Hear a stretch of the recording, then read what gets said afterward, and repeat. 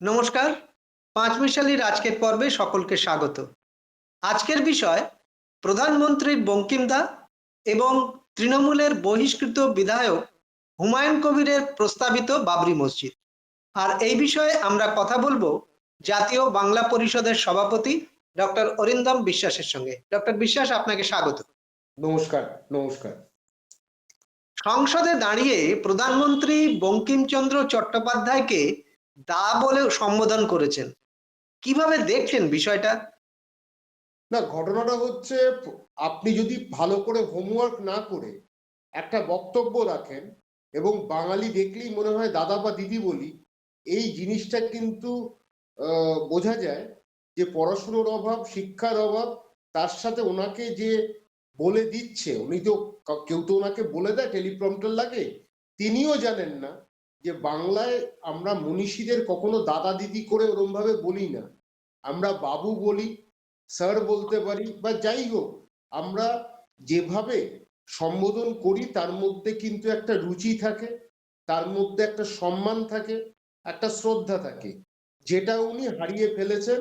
উনি বুঝতে পারছিলেন না যে কি বলবেন, দাদা বলে দাও, এই হচ্ছে ঘটনা।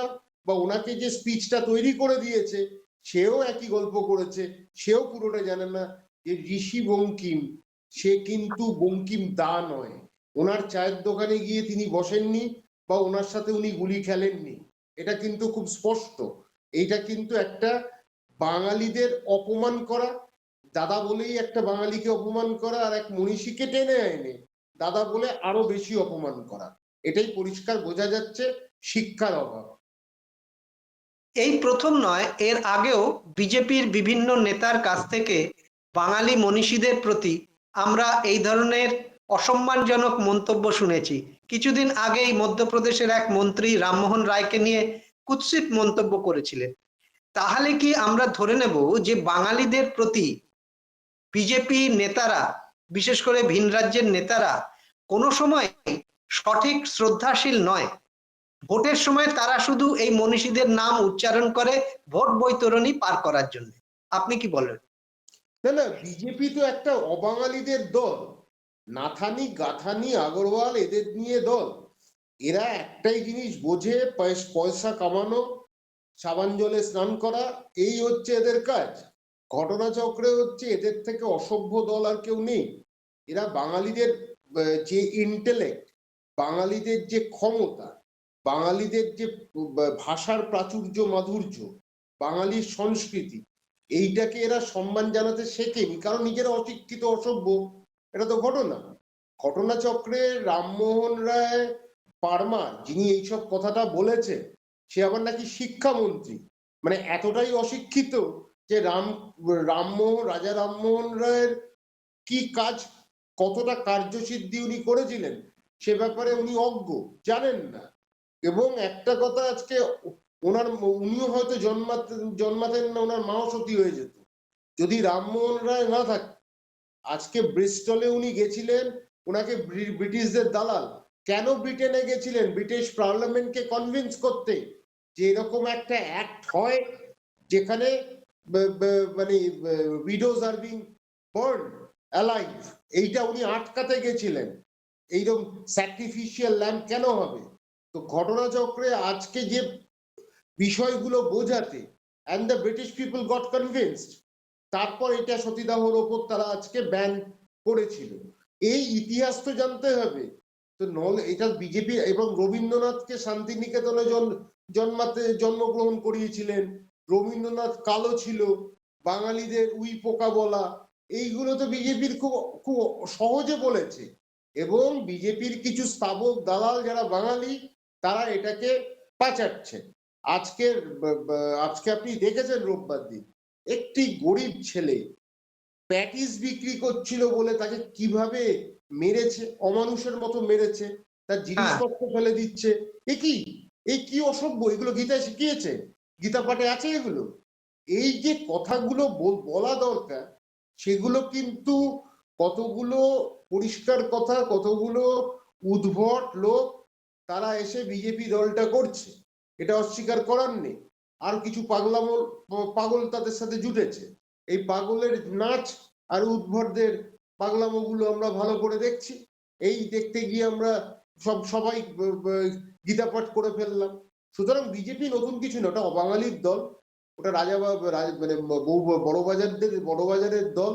ওটা তৈরি হয়েছে শ্যামাপ্রসাদ নামে একটা বলতে থাকে।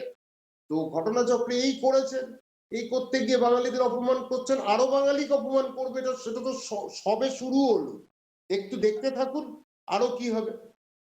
আপনি যেটা বললেন যে ভিন রাজ্যের বিজেপি নেতাদের না হয় বাঙালি অস্মিতা বা বাঙালি মনীষীদের সম্পর্কে সেরকম ধারণা নেই, কিন্তু এ রাজ্যের যে বিজেপি নেতারা তারাও তো এই ধরনের কুমন্তব্য সম্পর্কে নীরবই থেকে যান।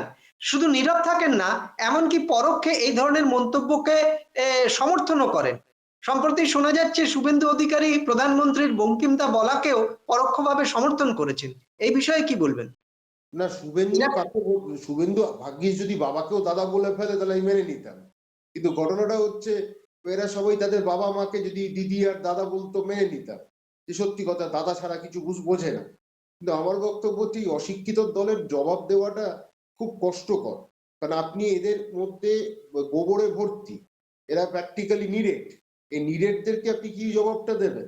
তাদের মাথায় কেউ গরু থেকে সোনা বার করতে পেরেছিল, কেউ কেউ সহজ পাঠ অন্য কেউ লিখে দিয়েছিল। তো ঘটনাটা হচ্ছে আপনি এদের অশিক্ষিত দলকে কি বোঝাবেন? ঘটনাটা হচ্ছে ভালো করে আন্দামানে যদি একটা কোনো জায়গা থাকতো, আজকে যেরকম সেন্টিনেল দ্বীপে কেউ ঢুকতে পারে না, এদেরকে একসাথে ওই জাহাজে করে পাঠিয়ে দিলে আমার মনে হয় ভালো কাজ হতো, কার্যসিদ্ধি হতো। পশ্চিমবঙ্গটা বাঁচত, বাংলাটা বাঁচত, ভারতবর্ষও বেঁচে যেত। কারণ এদের বুদ্ধি শুদ্ধি বলে কিছু নেই, এরা সমাজে কিভাবে বসবাস করতে হয় তার ধারণা নেই, মনীষীদের কিভাবে সম্বোধন করতে হয় তাদের জানা নেই। তারা মানুষকে প্যাটিস বিক্রি হচ্ছে বলে যেভাবে তাকে অমানুষ, মানে মানে জন্তু জানোয়ারের কেউ এরকম ভাবে কেউ মারে না যেভাবে ছেলেটাকে মারলো। তো এইগুলো দেখে আপনি আর কি বলবেন? এটাই হচ্ছে অসভ্য দল। ভালো করে যদি আন্দামানে একটা দ্বীপ খালি পাওয়া যেত, জারোয়ারা এখন আন্দামানে মেইন স্ট্রিমে এসে গেছে, ওদের দ্বীপগুলো যদি এদেরকে পাঠিয়ে দেওয়া যেত, আমার মনে হয় কার্যসিদ্ধি হতো, ভারতবর্ষ বেঁচে যেত, বাংলা বেঁচে যেত, বাঙালি বেঁচে যেত। এবারে বাংলার প্রসঙ্গে আসি। বাংলায় তৃণমূলের বিধায়ক হুমায়ুন কবিরকে সাসপেন্ড করা হয়েছে, কিন্তু হুমায়ুন কবির 6 ডিসেম্বর বাবরি মসজিদ গঠন করবে বলে শিলান্যাস করেছে। এই ঘটনাটা বাংলার রাজনীতিতে এখন জোরদার চর্চার বিষয় হয়ে উঠেছে। পুরো বিষয়টাকে আপনি কিভাবে দেখছেন? এতে কি তৃণমূলের মুসলিম ভোট ব্যাংকে কোনো প্রভাব পড়বে? দেখুন, একটা কথা, জাতীয় বাংলা পরিষদের একটা নীতি আছে। জাতীয় বাংলা পরিষদ একটা কথা স্পষ্ট বলে, যে মুসলমান এখানে বসে পাকিস্তানকে সমর্থন করে তাদেরকে আমরা বলবো পাকিস্তানে পাঠিয়ে দাও। এটা একদম স্পষ্ট বলে। এই সাহস জাতীয় বাংলা পরিষদের আছে। ভারতবর্ষে থাকতে হলে ভারতবর্ষকে সমর্থন করতে হবে, বাঙালি হয়ে থাকো বাংলাকে সমর্থন করতে হবে। একটা ঘটনা স্পষ্ট, হুমায়ুন কবির যা করছেন, ওকে জেলে পড়া উচিত ছিল। অনেকদিন আগে সে একটা কমেন্ট করেছিল, এখানে এত মুসলমান থাকে, এত হিন্দু থাকে, আমরা এখানে 2024-এ তো তখনই জেলে পড়া উচিত ছিল। অত উইকনেস, দুর্বলতা সরকারের দেখানো উচিত ছিল না। আর ওকে কাউন্টার করতে গিয়ে ফিরাদ হাকিম আসছে কেন? Why Firhad Hakim? There are so many people in TMC, they can counter him and he should have been put behind the bars. জেলে পড়া উচিত ছিল এইসব কথাগুলোর জন্য। আবার বাবরি মসজিদকে টেনে আনা কেন? বাবরি মসজিদের জন্য ভারতবর্ষের একটা লজ্জার জায়গা, ভারতবর্ষের সংস্কৃতিকে একটা লজ্জায় ফেলেছিল, আমাদের লজ্জায় ফেলেছিল, অন্য ধর্মের মানুষদের। তো বাবরি মসজিদ ভেঙে দেওয়াতে সেটা তো অত্যন্ত নিন্দনীয় ঘটনা ছিল। সেখানে হুমায়ুন কবির কি করতে চাইছেন? নির্বুদ্ধিতা। ওনার নিজের পলিটিক্যাল ক্যারিয়ার কিন্তু এবার শেষ হয়ে যাবে, খুব শীঘ্রই পলিটিক্যাল অবিচুয়ারি লিখতে হবে। এই কাজটা করে উনি ভুল করলেন। এবং আমি মনে করি জাতীয় বাংলা পরিষদ পরিষ্কার মনে করে এই লোকটিকে একেবারে, কিন্তু এর ব্যবস্থা খালি সাসপেনশন নয়, পার্টি থেকে এক্সপালশন দরকার ছিল 1 নম্বর। 2 নম্বর হচ্ছে জেলে পুটিয়ে দেওয়া উচিত ছিল। তারপর উনি টাকাগুলো দেখাচ্ছেন। আর কতগুলো মেইনস্ট্রিম মিডিয়া, আমি খালি ভাবি কত কুৎসিত রুচি তাদের, যে তারা আজকে এইগুলো দেখাচ্ছে, প্রচার করছে, যে কত টাকা উঠেছে, টাকাগুলো দেখাচ্ছে। মানে আমি মিডিয়ার অবস্থা আমি খালি ভাবি, মেইনস্ট্রিম মিডিয়া কত নিচে নামলে এইসব প্রচার করতে হয়। যে লোককে প্রচারেরই যোগ্য নয়, অনুব্রত মণ্ডল প্রচারের যোগ্য নয়, হুমায়ুন কবির প্রচারের যোগ্য নয়, তাদেরকে প্রচারের আলোতে আনছি কেন? কি তাদের লাভ হচ্ছে? মানুষ কিছুটা শিক্ষিত হচ্ছে, আরো ভদ্র মানুষ রাজনীতি থেকে দূরে থাকবে। আমরা যেখানে বারবার বলছি যে কিছু ভালো মানুষের রাজনীতিতে আসা উচিত, সেখানে এইসব হুমায়ুন কবিরের মতন, অনুব্রত মতন লোকেরা যদি রাজনীতিতে আসে তাহলে তো রাজনীতি নষ্ট হবে। মানুষ কিন্তু হুমায়ুন কবিরের বিরুদ্ধে অনেক আগে বড়সড় ব্যবস্থা নেওয়া উচিত ছিল, এই সুযোগটাই দেওয়া উচিত হয়নি।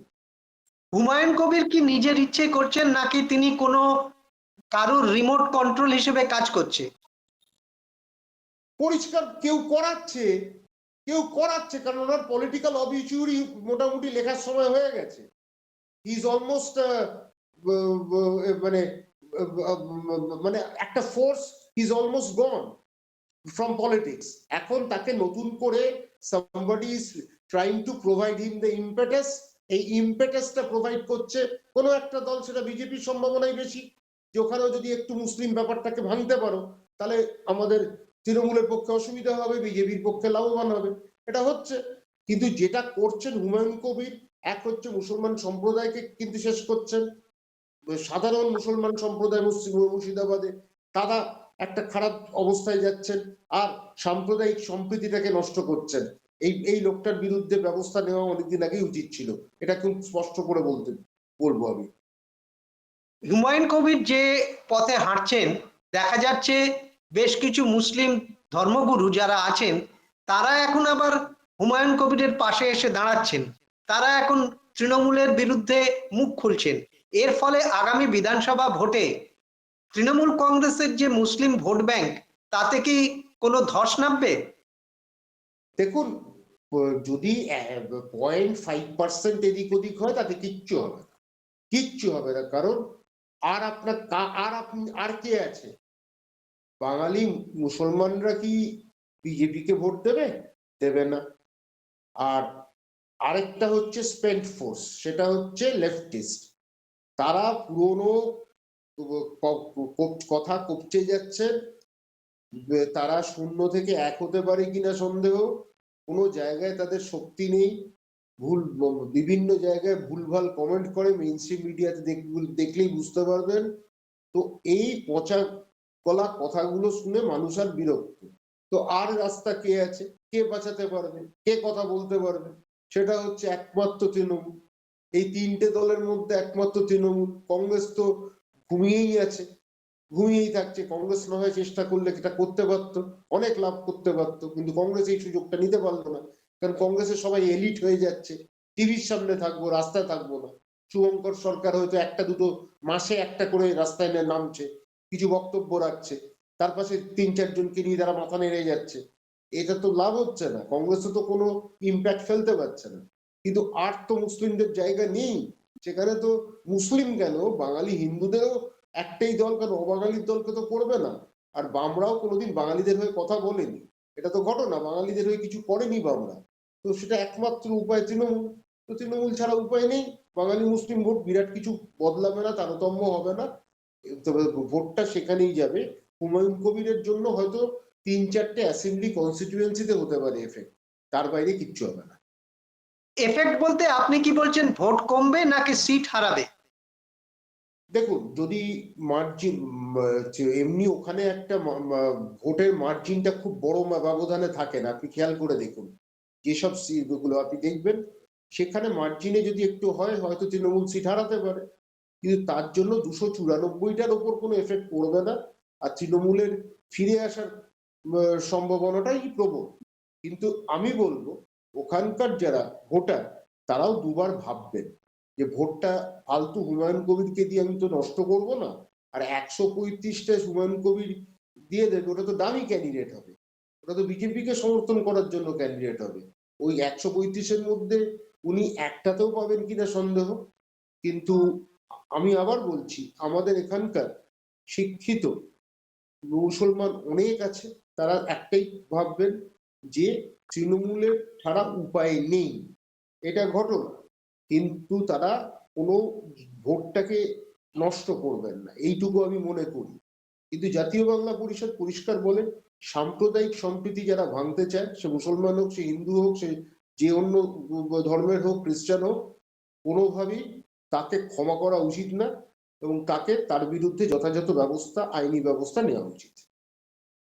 হুমায়ুন কবির যেদিনকে বাবরি মসজিদের শিলান্যাস করলেন 6ই ডিসেম্বর, সেদিন বহু মানুষের সমাগম হয়েছিল, একথা কেউ অস্বীকার করতে পারবে না। কিন্তু বক্তব্য হচ্ছে এই যে যে মানুষ সেদিনকে জড়ো হয়েছিলেন তারা মসজিদের প্রতি আবেগের কারণে হয়েছিলেন নাকি হুমায়ুন কবিরের এই রাজনীতির কারণে হয়েছিলেন, সেটাও তো একটা বড় প্রশ্ন। দেখুন, আজ মসজিদও একটা পবিত্র স্থান, আজ মন্দিরও একটা পবিত্র স্থান, গির্জাও পবিত্র স্থান, তো বৌদ্ধ মন্দিরও একটা পবিত্র স্থান। যখনই কোনো মানুষ যদি শোনে তাদের একটা পবিত্র স্থান তৈরি হবে, মানুষ যাবে। এখানে কিন্তু হুমায়ুন কবিরকে দেখে আনেনি। আর হুমায়ুন কবির যদি সেটা দাবি করে থাকে, একটাই প্রশ্ন করা যে হুমায়ুন কবির কত টাকা দিয়ে এনেছেন লোকজনকে, সেটা হচ্ছে একটা ঘটনা। কিন্তু মসজিদ, মন্দির হোক, গির্জা হোক, বৌদ্ধ মন্দির হোক, সেখানে মানুষের একটা আকর্ষণ থাকে, একটা পবিত্র জায়গা। এগুলো এগুলো মানুষ যেতে চায়, এটা তো অস্বীকার করার নেই। তো সেই কারণে মসজিদ শুনে, কিন্তু বাবরি মসজিদ শুনে কজন এগোবে, কজন সেটাতে লাফালাফি করবে, সেটা নিয়ে কিন্তু সন্দেহ আছে। আর হুমায়ুন কবিরের ডাকে এত সব জায়গা থেকে চলে এসছে, এটা হয়নি। তাহলে এই লোকটা প্রত্যেকবার জিততো, বিভিন্ন সময় হেরেছে, এতগুলো পার্টি বদল করতে হয় না। আপনার সঙ্গে কথা বলে অনেক ভালো লাগলো। আজকের আলোচনা এখানে শেষ করছি। নমস্কার। নমস্কার।